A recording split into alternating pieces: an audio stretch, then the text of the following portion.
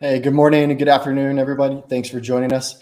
I'm Braxton Huggins, the Director of Marketing here at Langner. Today we have an exciting topic. We're going to talk about vulnerability management, and Mr. Langner is going to give a master class in vulnerability management. The presentation or the live stream is being streamed to LinkedIn and YouTube, so feel free to use the chat and the comment section for any questions that you might have. We'll be sure to address those at the end. And this presentation will be recorded and made available afterwards. Appreciate everybody tuning in. And from here, I'll pass it over to Ralph. Good morning and good afternoon, depending on your time zone. Everybody agrees that OT vulnerability management is super important, yet most people do it wrong. Trust me, that this is what I'm trying to untangle here in this webinar, in this masterclass. I still try to keep it brief. I will do this as a two-parter. In this first session, I will focus on the vulnerability matching process. How do you determine if a new vulnerability affects your installed base? How would you be able to tell about which vulnerabilities are actually important for the various OT products that you have installed, and what is relevant, what is irrelevant. In the second part of the webinar, we will focus on mitigation. However, I tell you, the discovery is where you really need to put all your attention on first, because otherwise you will start a mitigation process that basically yields no results. That is totally pointless. In other words, if you don't get the identification right and this whole matching process, you might simply engage in security theater. You might go home with the feeling, well, you know, today was a good day because we have patched, let's just say, 50 systems and we got rid of this nasty new vulnerability. And it might be totally pointless, because you might fail to realize, well, actually, that's just the tip of the iceberg. And you have so many more vulnerabilities. Usually it's in the 100,000s, and we will get to that, that you failed to mitigate only because you just don't know that you're affected by those. So let's start with the very basics. What is a vulnerability? What is vulnerability management in OT? And this is worth some exploration, because there is a little bit of confusion going on here. So for example, some might point out that, well, if you're using default passwords for your network switches, etc., that's a vulnerability. And they wouldn't necessarily be wrong. However, that's something that we are not going to discuss here, because you're focusing on a much bigger topic, that is the mountain of vulnerabilities that are product characteristics, right? So if you have a specific product version installed, then you are affected by a given vulnerability. Whereas the situation with the default password, that's a configuration problem. And that would usually be in the wheelhouse of you are failing to adhere to policy. Your OT security policy should tell you that you have to remove default passwords from your devices, okay? What we are focusing on when we talk about vulnerability management is a different beast, and that is the pile of problems of product characteristics that can be exploited, and they are associated with a given product, no matter how this product is configured. So in other words, the policy stuff, that is something on top of that, that you should also focus on, but that is pretty much unrelated to what we refer to as vulnerability management. All those known vulnerabilities that we will talk about today are categorized, they are archived at a central place, and that is the US government. Thank you, US government. So they have taken on the burden to keep a database, a system of record of all the shit that might be exploited. And that covers certainly not only OT devices, it also covers IT devices. But trust me, all the known vulnerabilities for your OT products are recorded by NIST. Thanks, NIST, again for this. So basically, we are talking about a vulnerability ecosystem that is maintained by the US government. MITRE also plays a role here. But if you want to check out that pile of vulnerabilities, then you would simply go to NIST. There is a specific publicly accessible database, that's the National Vulnerability Database, and you can access it from your browser right now. And Braxton, maybe you can bring up my screen here to make this more transparent. So you go to nvd.nist.gov, and then you can click on search, and here you can search for vulnerabilities for a particular product, for example, right? Or for a particular vendor, and then you will see what the output of that is. So every known vulnerability ends up in this central database. It's also not limited to products manufactured in the United States. So it's a global effort. Every researcher, every vendor that discovers some flaw that might be exploited in a particular product will usually reports that to MITRE, and from there it then at some point in time enters into the National Vulnerability Database, and there is your go-to place where you can access all the details for that vulnerability. You don't need to be afraid that there might be additional stuff that you should worry about, right? That, well, maybe there is something on top of that, because you might already be familiar with additional vulnerability threads. So for example, by your automation vendors. Let's look at this example right here from Siemens. So Siemens has their own naming system, etc. They have their own reporting system on vulnerabilities. However, don't be afraid. You will still see those in the NVD. And there is a very simple check that you can do. You only need to check for the CVE, right? That is this number right here, this identifier. So it always starts with CVE dash, and then there is a year, and then there is an enumerator.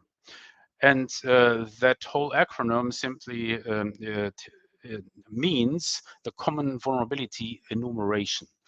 So that starts with, for every consecutive year, it starts with 1 and then ends with several dozens of thousands.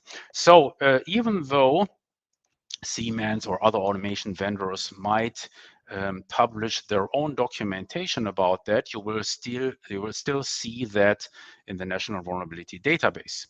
And this database is extended daily. That means that it piles up, and how much vulnerabilities then are we talking about? Well, presently it's about 218,149. So now we are looking at OT base, at our OT asset management software, where all the information about the known vulnerabilities is pulled from NIST every single day. And then that is matched against your installed base, right? So and presently we are above 200,000, and you see this was all started in 1999, and well, yeah, there is this disturbing trend over the last couple of years. The number of reported vulnerabilities, known vulnerabilities, this number is growing. So you're presently for 2023, we're at roughly 10,000, but this number will continue to grow. Okay, so let's look at a particular vulnerability as recorded by NIST. So you already know this is all about the CVEs, which allows you to pinpoint something, to pinpoint this particular vulnerability, so that everybody has their consistent point of reference when you want to discuss how is this vulnerability important for us, how bad is it, and what should be done about it. So let's look at a particular entry in that national vulnerability database. This is something from this year that affects Rockwell Automation's Thin Manager Thin Server. Oh, that could be bad. Why could it be bad? Because NIST tells us, oh, no, that's critical. Black. It's a base score of 9.8. I will get to that in a second. Critical. Guys, come on. This is the serious shit that you should worry about. Critical is bad. And what does that actually mean? So this tells you about an assessment of the badness of the vulnerability, and that is associated with several criteria. So for example, could this lead to a total denial of service scenario for this particular product? Could it lead to modification of the logic just to serious malfunction? Then you would get a high, what is known as the CVSS base score. So CVSS is just an acronym for Common Vulnerability Scoring System, and that scoring system is a metric that ranges from 1 to 10, and 10 is the really bad shit. So here we are almost there, right? We are at 9.8. So that is severe stuff that we should focus on if we are affected by that particular vulnerability. Let's briefly veer off here. So this CVSS scoring system has gotten some critique, especially in the OT space, because the details on how it works in several aspects don't really apply well to OT products. Right, so there are some things where it was actually initially designed for that still makes sense in IT, but not that much in OT, and therefore it has gotten some critique. You I urge you to check out a discussion from the S4 conference a couple of years ago that I participated in along with Dale Peterson and with Art Mannion, where we try to dissect the various problems of that CVSS scoring system and how they could be overcome for OT. And the bottom line would be, well, you should add additional context, but we are not talking about that here at this moment. I'll get back to that in the second part of the webinar. Right here, my point for you is, well, you can critique the CVSS base score all day long. However, we don't have anything better at this time. So I just suggest that you just keep using it until we have something better. The alternative would be that you just focus on what is called the severity, and this is where the critical comes in, right? So to make things easier to digest and to process, our friends at NIST and MITRE said, well, let's just break up this scale of 10 into a scale of 4, if you will, right? So now we have critical, severe, medium, and low, and this is what most people are familiar with, and that basically is it's based on where you make a cut, right? So from a specific CVSS base score, when it's above that, oh, that is really critical, right? And below that, oh, it's only high.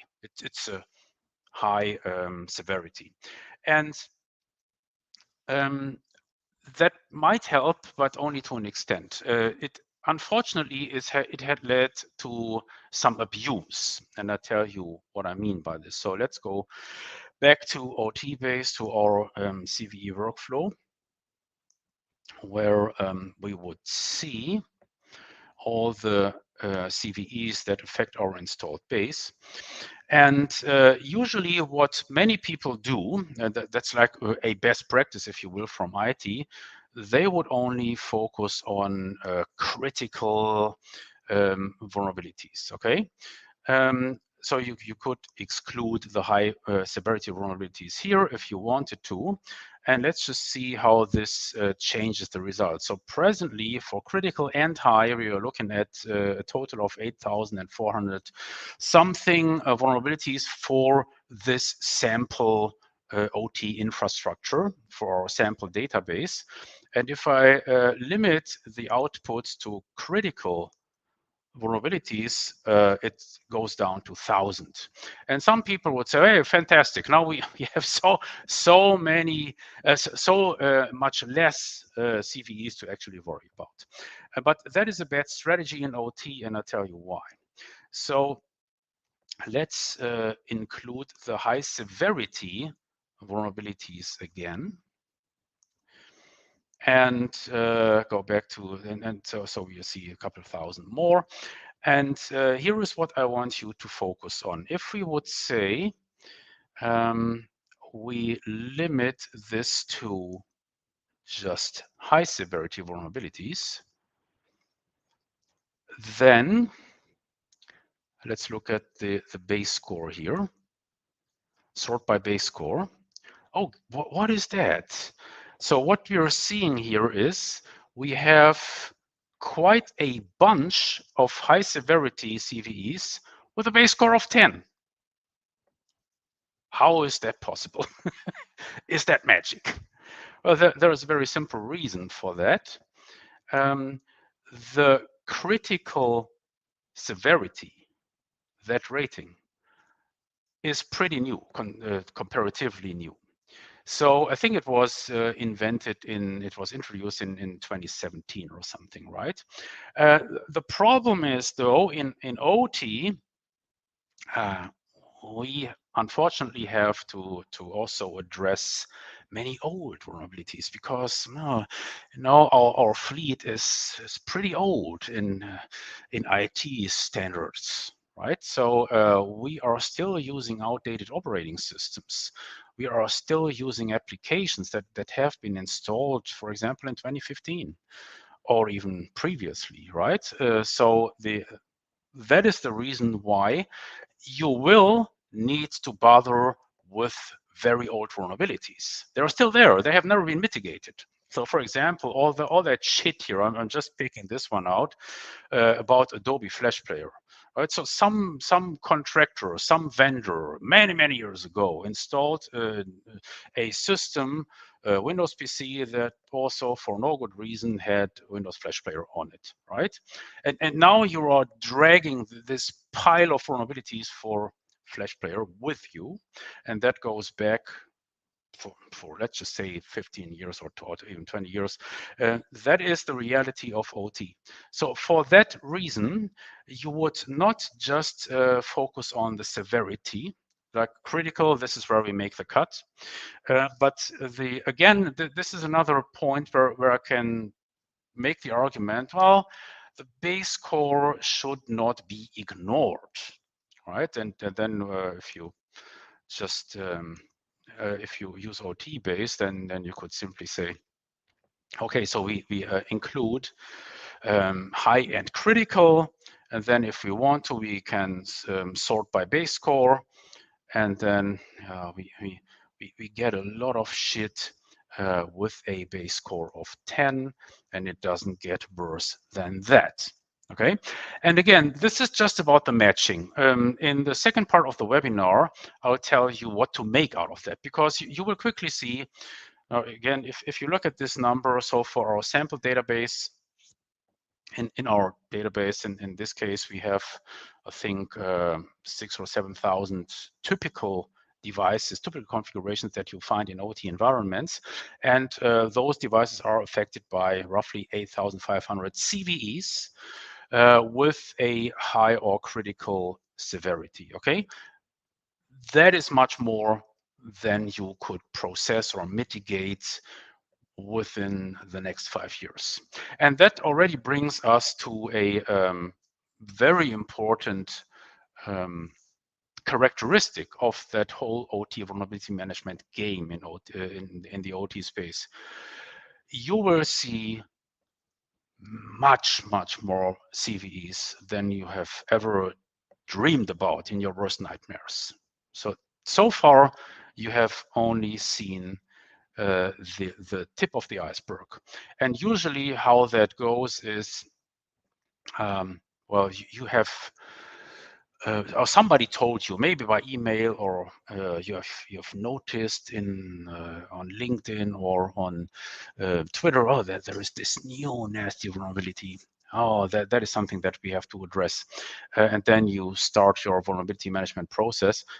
But again, in the meantime, you have missed all the other stuff that was already there for so many years. You just didn't know, right? And this is why why a solid identification process is of absolute importance, because you might mitigate something which actually doesn't move the needle. So this is the challenge here, that first you get a realistic idea of about all the known vulnerabilities that affect your installed base. Okay, talking about badness in the context, of the CVSS base core and the severity, there is one other parameter that I strongly suggest you to focus on, because it gives you a lot of mileage when it comes to then making up your mind, well, how do we actually address this mess? Because it's so much bigger than we were anticipating. And that is the question, is there already a known exploit for this particular vulnerability? Fortunately, we can figure this out because I think since 1.5 years, this is publicly available information that is maintained by CISA. Thank you very much, CISA. Again, US government, well, it's not that they would do everything wrong. So they're doing a couple of good things. And one of them is the database maintained by CISA that allows us to see which vulnerabilities, which CVEs have been exploited already, which have known exploits. Fortunately, if you're using a product like OT-base, you can filter for this characteristic just by checking this box right here.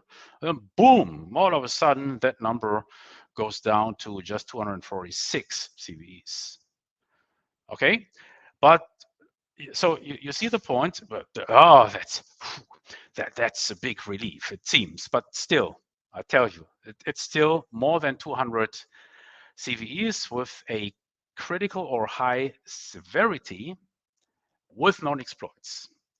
And this is CVEs. It's not the actual number of vulnerabilities, because if you have multiple installations of affected products, certainly your number of actual vulnerabilities that you need to mitigate, that goes up. And this is what you can see here in this column. So this tells you about the number of vulnerable devices. And this, at the end of the day, is, well, what's going to define your mitigation effort, which we will discuss in the second part of this webinar, okay? So that gives you an idea of what to expect. Or of the important parameters. So how does that work in real life? Let's go back to our example, our CVE example that I showed you from NIST. Okay, so there is this critical vulnerability associated with Rockwell Automation's thin manager, thin server. Okay, but can you please be a bit more specific? And NIST would say, yes, we can. Just scroll down. So you will find additional detail for this vulnerability down here. Known affected software configurations. Okay, this is where NIST tells you, so these are the actual affected configurations. Fantastic. Unfortunately, now it gets really messy for the human user, because, well, this is not so easy to process, right? They actually have to make sense of this.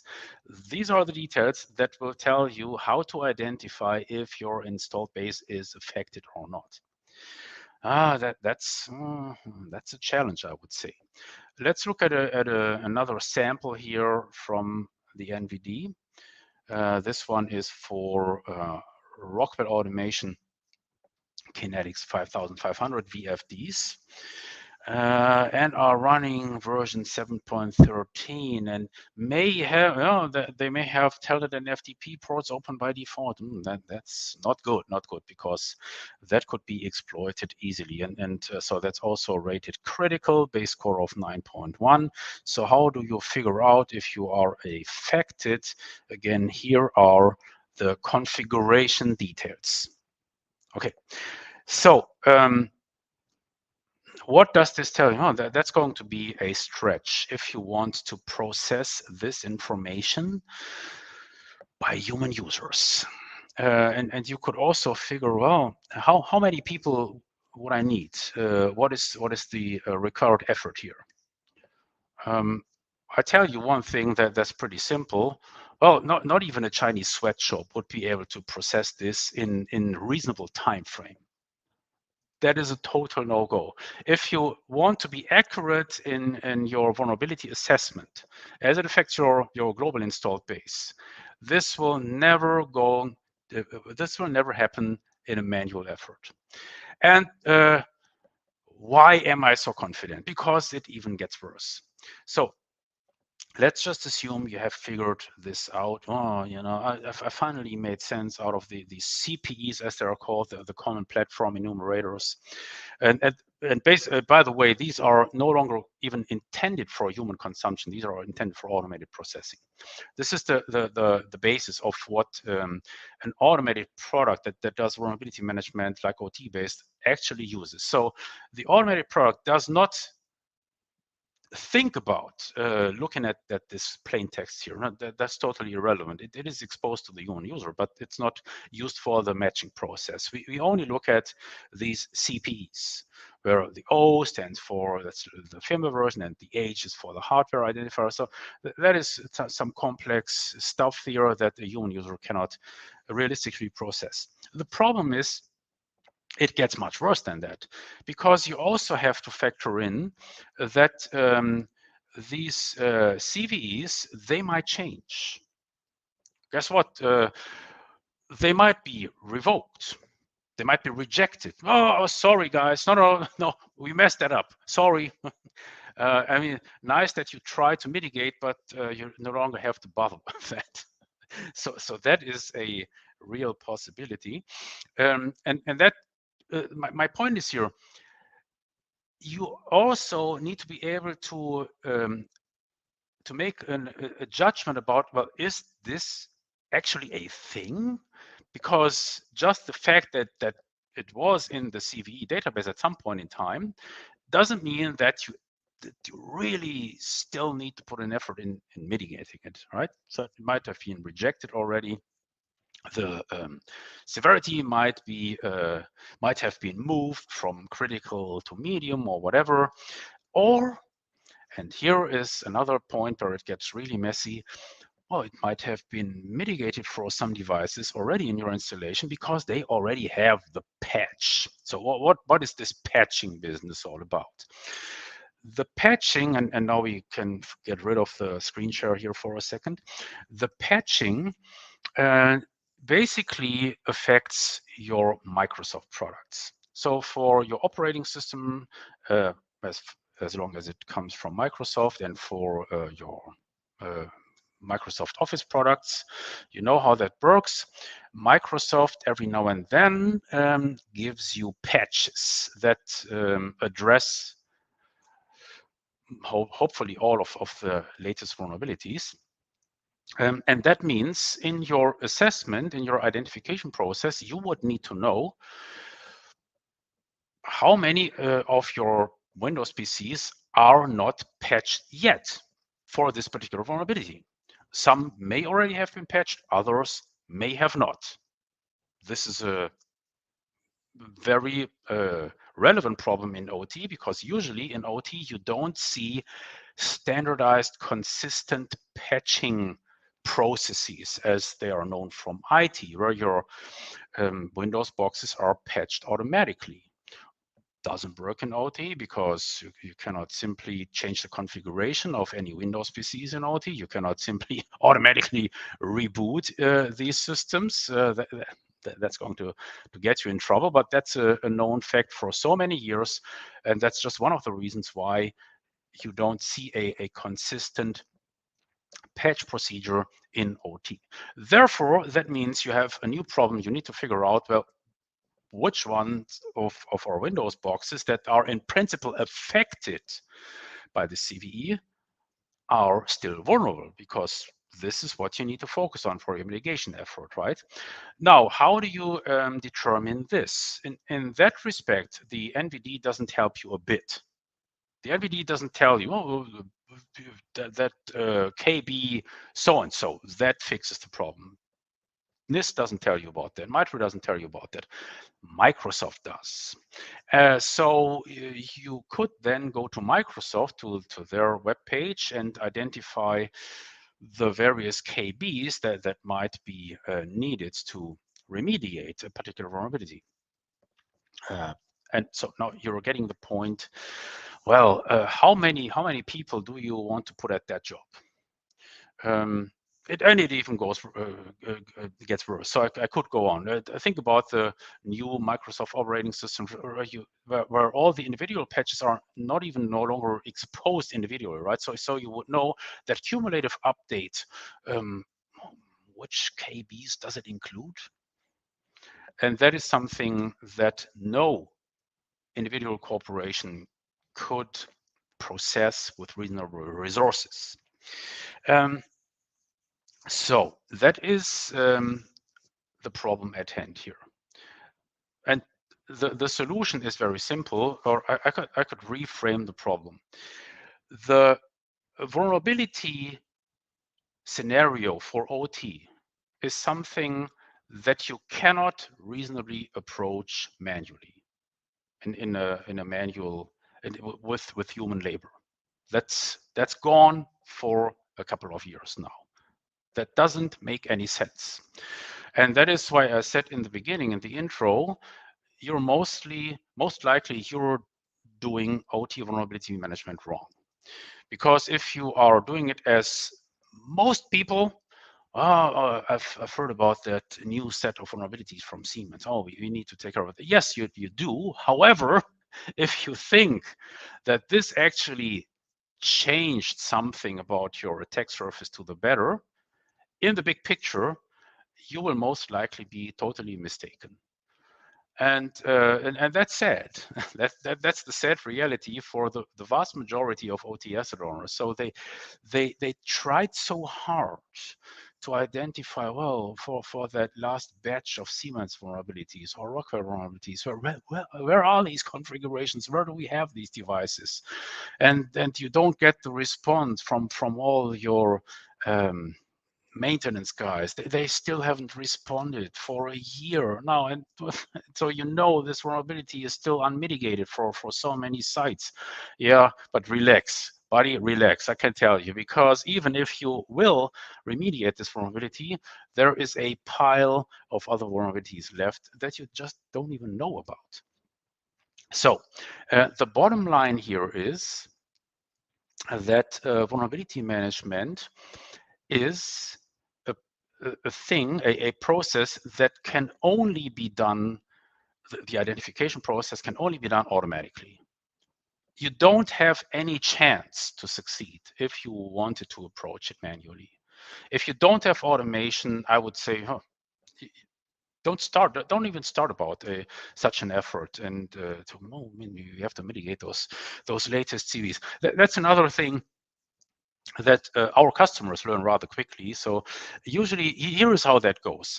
Everybody is interested in OT vulnerability management, and usually in the proof of concept, etc., in the initial discussions, in the demos, well, and do you detect new vulnerabilities, and are we notified on them? Yeah, yes, certainly we are. I can show you right away how that works. So in OT base, you have a specific events page where you would see new CVEs. So in the last week, for example, all this new stuff came in, and you could also filter and sort here by CVSS base score or is there a known exploit or whatnot.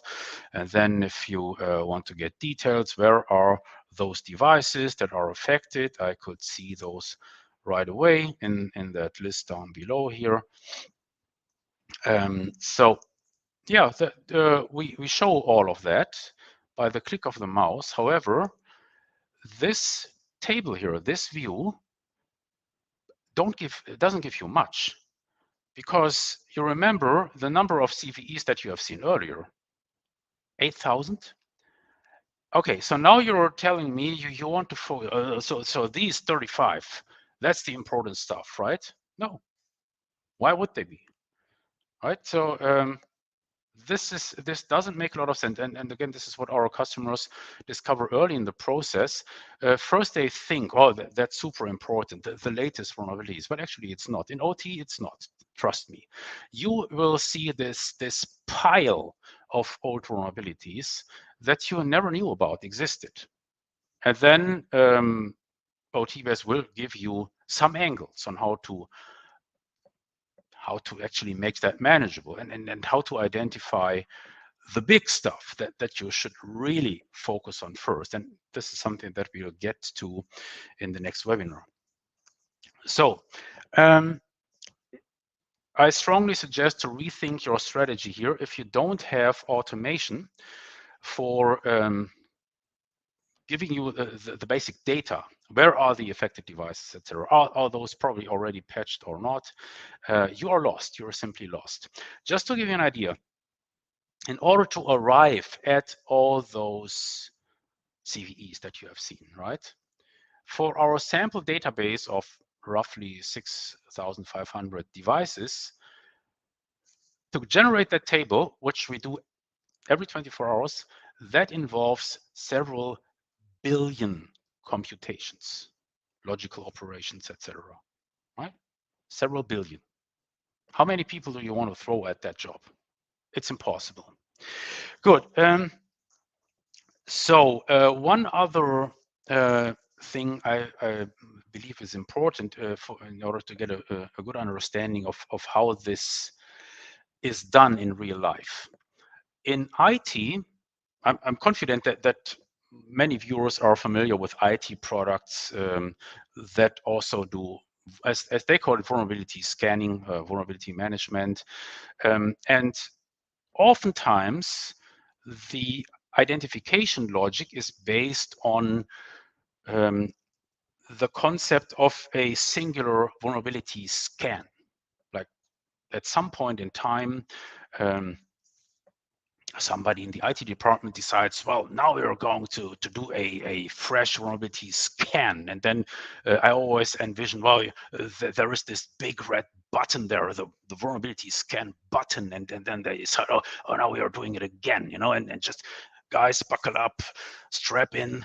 And now we're going to scan, bang, and then that whole process starts, and probably many hours or several days later, then you have your fresh view of all those known vulnerabilities that affect the installed base. That is really not how it works in OT, or how it should work. So we are using a completely different approach, and that approach works automatically, autonomously every 24 hours. And that is basically the only way how you can get this accurate idea, this accurate picture of all the CVEs that affect your installed base, and certainly of your attack surface. It happens automatically, autonomously, every 24 hours without your help. So this is what I believe is important to understand if you want to arrive at a solid foundation for your OT vulnerability management. And with that, I open it up for questions.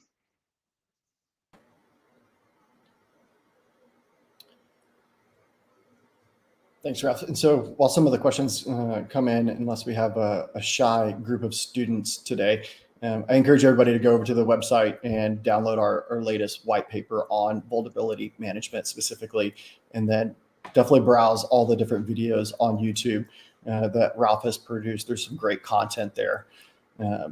Be on the lookout for our next invite on the second part of this masterclass. And with that, I just want to say thank you for everybody that tuned in today. Take care. Okay, bye-bye.